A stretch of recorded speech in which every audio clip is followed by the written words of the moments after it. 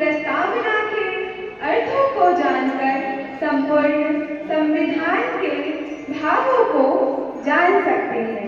आइए मेरी अर्थात संविधान की प्रस्तावना के अर्थ को परिलक्षित करते हैं। पहला, हम भारत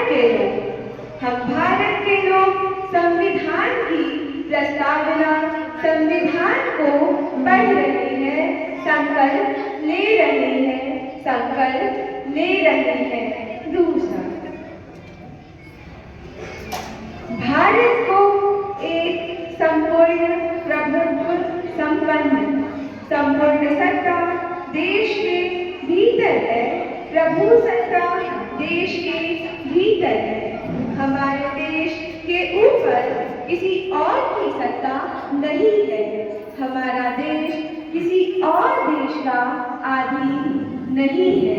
हमारा देश किसी और देश का अधीन नहीं है। तीसरा,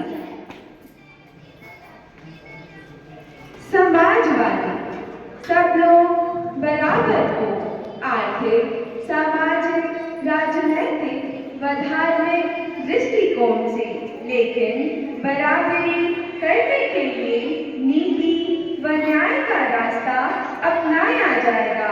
बलपूर्वक या डंडे के बल पर समता नहीं लाई जाएगी। न्याय, नीति व समता रूपी बातचीत के आधार पर बराबरी लाई जाएगी। इसे समाजवादी कहते हैं। चौथा, धर्म निरपेक्ष देश का, राष्ट्र का कोई एक विशेष धर्म नहीं होगा।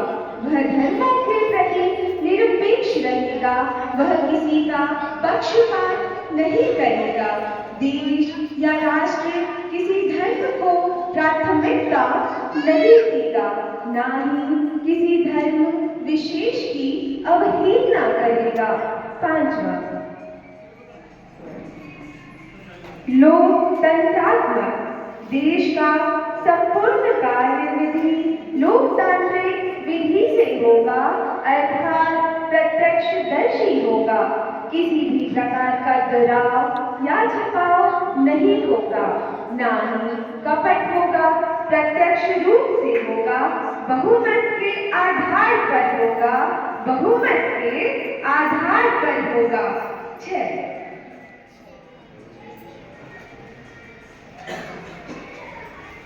गणराज्य समूहों का राज्य, जनता का राज्य, नागरिकों का राज्य। किसी एक व्यक्ति का कोई वर्चस्व नहीं होगा।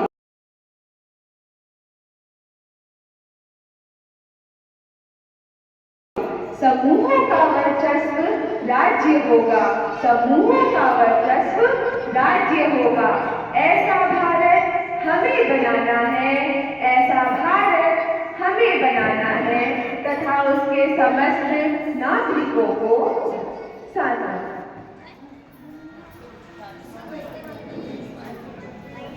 सामाजिक, आर्थिक और राजनैतिक न्याय प्राप्त करना है। कौन कौन से क्षेत्रों में, आइए इसे जानें। सामाजिक क्षेत्र में, आर्थिक क्षेत्र में व राजनैतिक क्षेत्र में। सामाजिक, वर्ण, जाति के आधार पर न्याय ना मिले ऐसा नहीं होगा। आर्थिक, धन संपत्ति के मामले में कोई बेवश ना हो, मजबूर ना हो जीवन यापन के लिए। राजनैतिक न्याय, एक वोट एक कीमत। राजनैतिक रूप से सब बराबर होंगे।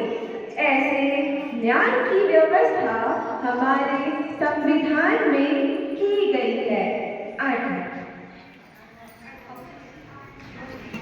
स्वतंत्रता, विचार, अभिव्यक्ति, विश्वास, धर्म और उपासना की स्वतंत्रता मिलनी चाहिए। स्वतंत्रता प्राप्त होनी चाहिए। समस्त नागरिकों को इन क्षेत्रों में स्वतंत्रता प्राप्त होनी चाहिए। आइए इन क्षेत्रों को जानें। पहला विचार, दूसरा अभिव्यक्ति, तीसरा विश्वास, चौथा धर्म, पांचवा उपासना के क्षेत्र में। पहला विचार की स्वतंत्रता का अर्थ आपका चिंतन, आपकी सोच।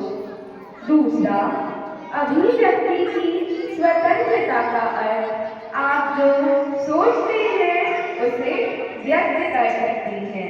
तीसरा विश्वास की स्वतंत्रता का अर्थ आप जिस किसी के ऊपर विश्वास कर सकते हैं, आपकी स्वतंत्रता है, आपकी स्वतंत्रता है।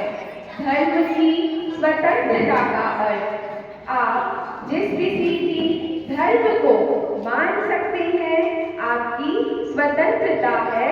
जिस किसी भी धर्म को आप अपना सकते हैं, जिस किसी भी धर्म को आप त्याग सकते हैं, आपकी स्वतंत्रता है।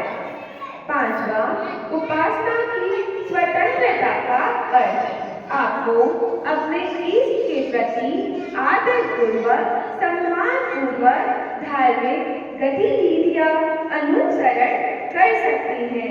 यह आपकी स्वतंत्रता है।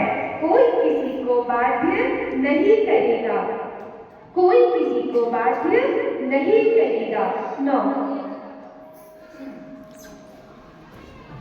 प्रतिष्ठा और अवसर की समता। प्रत्येक नागरिक को बराबर मान सम्मान पाने का अधिकार है। किसी की भी प्रतिष्ठा के विरुद्ध व्यवहार नहीं किया जाएगा। सभी को अपनी उन्नति हेतु समान अवसर मिलेगा। ऐसा नहीं होगा कि किसी को कम अवसर मिले व किसी को ज्यादा। सबको बराबर अवसर पाने का अधिकार होगा। आगे बढ़ने के लिए समान अवसर प्राप्त होगा। 10वां व्यक्ति की गरिमा। देश के समस्त नागरिकों में व्यक्ति की गरिमा बनाए रखना है, उसके वजूद को बनाए रखना है, उसके वजूद को बनाए रखना है। 11 राष्ट्र की एकता और अखंडता। प्रत्येक नागरिक को राष्ट्र की एकता बनाए रखनी है व किसी भी नागरिक को ऐसी बातें नहीं करनी है जिससे कि देश के टुकड़े हो। ऐसी अखंडता भी सुनिश्चित करनी है। इसके लिए सबके प्रति बंधुता बढ़ाना है, भाईचारा बढ़ाना है। ऐसा काम नहीं करना है जिससे देश के वजूद को खतरा हो। ऐसी बंधुता बढ़ाने के लिए दृढ़ संकल्प होकर इस संविधान सभा में आज तारीख 26 नवंबर 1949 ईस्वी को एतद द्वारा 3 काम करते हैं। 12 अंगीकृत, अर्थात हम इस संविधान को हृदय से स्वीकार कर रहे हैं। हम इस संविधान को हृदय से स्वीकार कर रहे हैं। 13 अधिनियमन, अर्थात ऐसे संविधान को हम निर्माण कर रहे हैं, अस्तित्व में ला रहे हैं, बना रहे हैं, नियमित कर रहे हैं सभी भारतीय नागरिकों के लिए, सभी भारतीय नागरिकों के लिए। 14